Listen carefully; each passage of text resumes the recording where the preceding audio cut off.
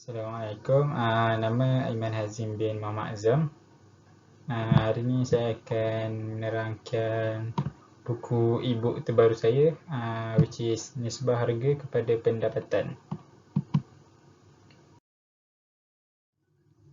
Okay, for the first one, which is this is the first cetakan untuk bulan Mac. Dan boleh tengok dekat dia punya alamat tu kalau nak order. The next one, which is dedikasi dengan nama Allah yang Maha Penyayang. Saya buat buku ni untuk meningkatkan kefahaman masyarakat tentang jual beli saham. Salam sayang kepada junjungan Nabi Muhammad, keluarganya, sahabat dan semua kaum umat muslimin dan mukminin, sama ada yang masih hidup atau yang sudah mati. Semoga kita semua mendapat keberkatan dari Allah. Buku ini dikarang dan pahalanya diniatkan untuk disedekahkan kepada kedua ibu bapa. Semoga ianya dapat memberi manfaat kepada kita dan mereka di dunia dan di akhirat. Sesungguhnya apa yang dikarang adalah berdasarkan sedikit ilmu dan pengalaman yang ingin dikongsi bersama, dan segala kesilapan adalah daripada silap saya sendiri.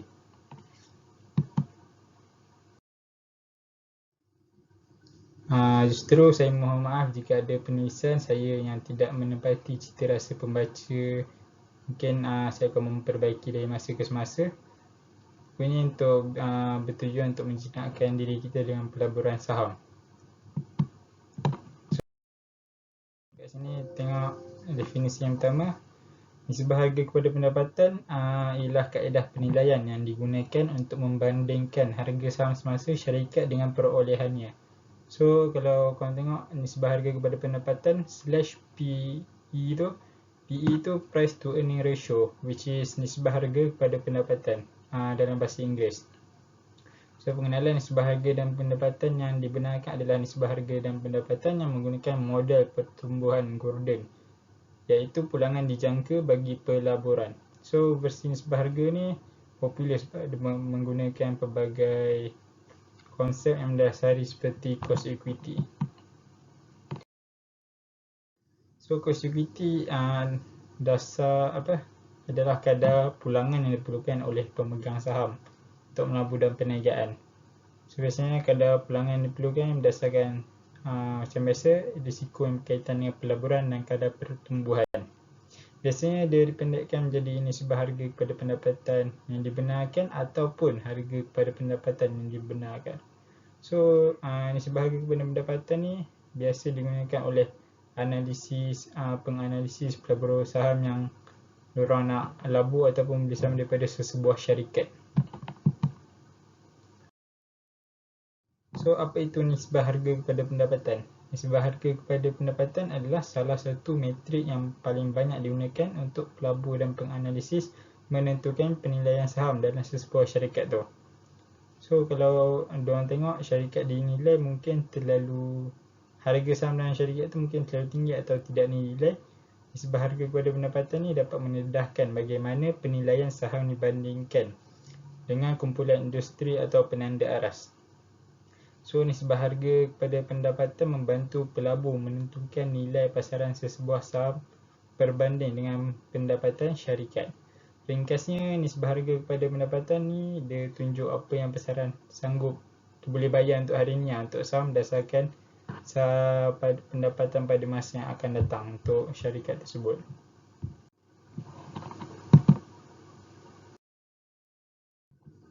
So nisbah harga pada pendapatan tinggi boleh bawa maksud harga saham tu tinggi berbanding dengan pendapatan, dan kemungkinan dinilai terlalu tinggi. Sebaliknya, kalau nisbah harga pendapatan tu rendah, mungkin ditunjukkan bahawa harga saham semasa rendah berbanding dengan pendapatan.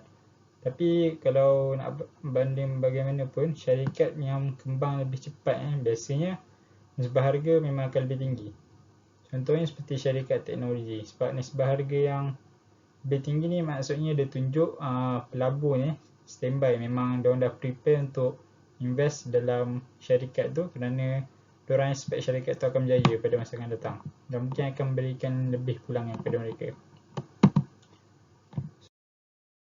So gandaan yang tinggi menunjukkan bahawa pelabur menjangkakan pertumbuhan yang lebih tinggi daripada syarikat berbanding pasaran keseluruhan. So nisbah harga pendapatan yang tinggi ni tak semestinya stok nilai terlalu tinggi. Sebarang nisbah harga ni pada pendapatan ni biasanya kita kena tengok balik dengan latar belakang industri syarikat tu, sama ada dia tinggi ke atau rendah ke, mana yang terbaik untuk syarikat. So pelabur bukan saja menggunakan nisbah harga pada pendapatan untuk menentukan nilai pasaran saham, tetapi juga menentukan pertumbuhan pendapatan masa depan. Pendapatan yang lebih tinggi dan dividen yang meningkat biasanya membawa kepada harga saham yang lebih tinggi. So kalau nak tahu formula dia, nisbah harga pada pendapatan ni kita nak dapat dia, kita boleh ambil daripada nilai pasaran sesaham untuk syarikat tu, kita bahagikan dengan pendapatan sesaham, EPS, which is dalam Singlish earning per share. Next, which is penggunaan. Per saham adalah harga dagangan semasa untuk satu saham dalam sebuah syarikat. So definisi dia agak mudah kan, tapi kalau tengok perolehan sesaham EPS ni mungkin tidak begitu intuitif untuk kebanyakan pelabur. So versi lebih tradisional dia banyak digunakan, mungkin berasal dari 4 suku sebelumnya, nisbah harga untuk pendapatan yang disebut sebagai PE trailing. Satu lagi variasi yang boleh digunakan menggunakan PE kehadapan, maksudnya dia anggarkan untuk 4 suku yang kehadapan tu kedua-dua mempunyai kelebihan.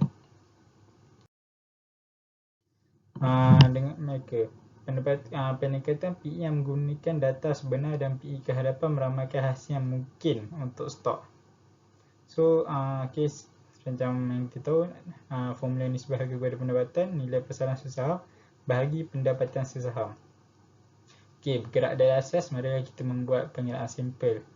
Okey, ni saya bagi contoh dalam ni.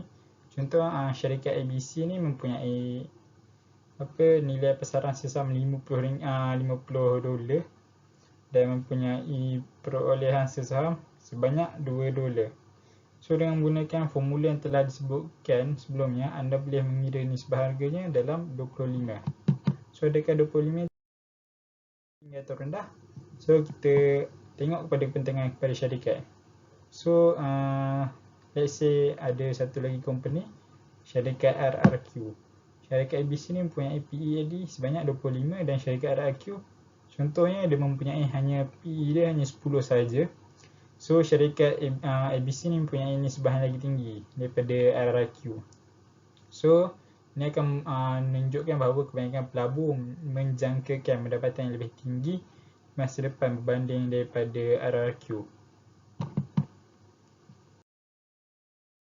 So seperti yang dinyatakan, nisbah PE ni terhad, ia tidak melukis keseluruhan gambar bagi bakal pelabur.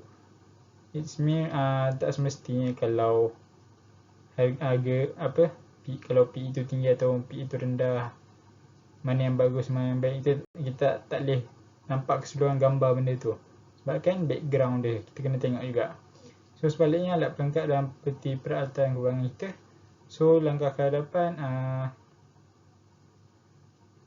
tambahan apa yang kita tahu, ESP adalah aspek penting pengiraan nisbah PE kerana ia adalah perkara ramalan dan hanya anggaran pendapatan diunjurkan. Tambahan pula, nisbah PE yang trailing hanya boleh memberitahu anda apa yang berlaku pada syarikat dalam tempoh masa sebelumnya.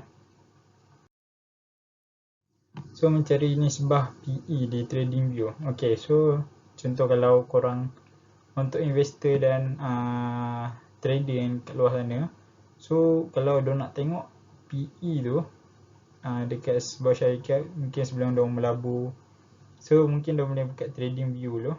So TradingView ni satu platform platform ada banyak untuk trader dan investor, tapi saya akan gunakan TradingView. So macam TradingView ni platform untuk nak dapatkan analisa fundamental ataupun analisa teknikal. So untuk mencari nisbah harga pada pendapatan, terdapat dua cara untuk mencari nisbah harga pada pendapatan dekat laman web TradingView. So first kita buka laman web TradingView. Buka je kat Google Chrome ke mana-mana browser yang korang selalu guna, Mozilla Firefox ke. So korang pergi situ, korang tulis tradingview.com. So korang pergi kepada platform laman web tu. Dan kemudian setelah sampai kepada website TradingView tu, kat situ korang akan nampak tu dekat carta tu yang ada petak merah tu. So tekan pada carta tu. Next dia akan keluar dalam gambar yang langkah ketiga ni, ada yang dibulatkan top glove tu. So kalau kau tengok kat situ, kau boleh tulis apa-apa je tajuk kau nak, apa-apa syarikat yang kau nak. Contohnya macam kat situ saya tulis top glove. So tu untuk nak tengok apa counter atau saham yang diingini lah, untuk nak tengok nisbah harga kepada pendapatan dia. So next one, lepas korang dah masuk dalam syarikat tu punya counter, so korang boleh tengok dekat gambar seterusnya ada macam graf punya simbol tu. Kalau korang tekan kat situ, korang boleh tengok banyak fungsi-fungsi analisa fundamental yang boleh didapati daripada graf tersebut.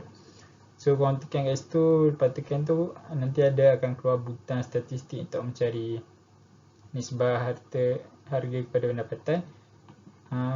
So dekat statistik tu akan banyak, contohnya market capitalization, total common share outstanding, float share outstanding, number of employees. Ada banyak sebab dia daripada fundamental dengan technical. So korang boleh cari price, macam saya punya tajuk price to earning ratio, which is nisbah harga kepada pendapatan. So korang tekan kat situ, lepas korang tekan indikator tersebut akan keluar graf kat gambar sebelah. So graf ni menunjukkan apa prestasi syarikat tersebut. Maksudnya prestasi syarikat saham tersebut dalam bidang price to earning ratio. Kalau kau nak tengok daripada belah nisbah harga kepada pendapatan. So itu salah satu caranya. Ada cara alternatif yang mungkin lebih senang untuk dapatkan nisbah harga kepada pendapatan which is first korang buka sama macam tadi, korang buka trading view tu. Betul lepas dah jumpa tu, korang terus tulis apa counter yang korang nak cari. Apa top glove ke, Asia ke, apa-apa counter saham yang korang minat. So dekat situ bila korang tekan je kat situ, dekat 3 kan boleh cari counter tu kan. Korang tulis kat situ, bila korang tekan dekat bahagian bawah tu akan ada bahagian untuk kewangan. So dia ada tulis bahagian kewangan untuk company tersebut, untuk counter tu lah maksudnya. So cari je nisbah harga pada pendapatan itu, sebab kat situ memang semua ada nilai perusahaan, ada bilangan pekerja, ada nisbah harga kepada hasil, harga kepada nilai buku, harga kepada jualan. So kat situ juga ada nisbah harga kepada pendapatan. So cari kat situ, dah dapat daripada situ pada pendapatan, benda tu benda yang latest. So kalau korang dah tengok kat situ, korang dah tahu performance counter tu macam mana. So sama ada korang patut invest ataupun tidak. Okay, itu saja untuk kalau korang nak tengok counter lah. Okay, seterusnya ekspektasi pelabur. Nisbah PE kebanyakannya mengenai jangkauan pelabur. So macam nisbah PE biasanya rendah ditunjukkan keuntungan syarikat dijangka menurun masa akan datang lah. So yang tinggi menunjukkan keuntungan akan meningkat. Tapi pendapatan boleh naik atau turun dengan pelbagai alasan. Macam kita tahu lah, mungkin ada di sebalik market tu mungkin ada sesuatu yang berlaku. So kita tak boleh pasti dia boleh naik ataupun dia boleh turun. So mungkin syarikat tu mungkin hadapi persaingan yang meningkat, ataupun mungkin teknologi diorang yang baru menjadikan produknya usang. So pendapatan adalah bagaimana prestasi syarikat. So nisbah PE adalah bagaimana syarikat diharapkan dapat melakukannya. So times ekonomi sedang berkembang, nisbah PE biasanya akan lebih tinggi daripada rata-rata yang biasanya yang investor ataupun trader akan lihat. Tapi sebaliknya, kalau ekonomi sekarang kawasan berbahaya ataupun sedang menurun, memang orang kata tengah down lah waktu tu. So konsep yang sama ni dapat digunakan untuk industri dan saham individu. So purata performance ni boleh merangkumi beberapa tahun atau dekad dan kemudian dibandingkan dengan nisbah syarikat atau industri semasa. So apa kelemahan nisbah harga kepada pendapatan ni? Nisbah PE ni mempunyai banyak kegunaan, tapi Macam biasa, dia juga mempunyai kelemahan seperti fundamental yang lain. Which is antara kelemahannya adalah nisbah PE ini menunjukkan bahawa stok murah. Dia tunjuk stok murah tapi ia tidak bermaksud pelabuh harus membelinya. Syarikat boleh menjadi murah dengan pelbagai alasan. Contohnya mungkin pelanggan dia menurun, prestasi dia merosot. So akibatnya dia punya stok menjadi murah.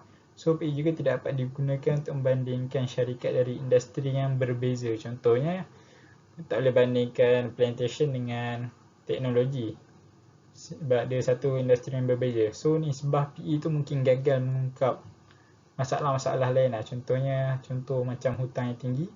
So pendapatan dapat manipulate lah untuk turunkan harapan atau menjadikan angka kelihatan lebih baik untuk company tu. So mungkin dia akan nampakkan performance company tu baik tapi sebenarnya tak pun. So jadi jawapan kepada soalan apakah nisbah PE yang baik untuk saham. So sebenarnya benda tu kita kena tengok balik pada fundamental dia. Kita kena tengok daripada asas dia, kena rajin tengok dia punya annual report. Mungkin kena rajin tengok dia punya asset dan liability dia, kena tengok annual report kan yang penting. So nisbah PE ini hanyalah satu petunjuk yang perlu digunakan dengan maklumat lain dan penyelidikan asas untuk membuat keputusan pelaburan yang cerdas. So menggunakan screener stok juga boleh jadikan kaedah yang baik untuk mengecilkan stok dengan pelbagai nisbah dan metrik termasuk nisbah PE. So kesimpulannya, saham dengan nisbah harga kepada pendapatan yang tinggi atau panggil PE, price to earning ratio, so menunjukkan bahawa pelabur suka prospek pertumbuhan syarikat. So maksudnya sementara PE yang rendah tu mungkin dia lebih kepada minat kepada nilai sebuah syarikat tu. So based on masing-masing punya diri, sama ada nak cari stok dengan nilai syarikat tu, so dia boleh ambil dengan nilai PE syarikat yang rendah. Tapi kalau dia nak cari yang syarikat yang tengah growth, tengah tinggi, so dia kena cari nisbah PE syarikat yang tinggi. So bagaimanapun timbangan lain selain nisbah PE ni semasa mengikut keputusan pelaburan diri sendiri. Contohnya syarikat yang punya PE yang tinggi, pelabur membayar harga saham yang lebih tinggi berbanding dengan pendapatannya. So pelabur ni dia memang sanggup invest dalam syarikat tu sebab dia memang akan nampak future untuk syarikat tu untuk berjaya. So dia akan nampak syarikat tu boleh peroleh lebih banyak keuntungan masa depan. Tapi kalau syarikat tu PE rendah, kita earning tu kepada prospek lagi tinggi. So ini menjadikan saham PE rendah menjadi nilai yang baik, tapi ia juga dapat menunjukkan bahawa orang tak yakin dengan produk syarikat. So itu semua daripada saya.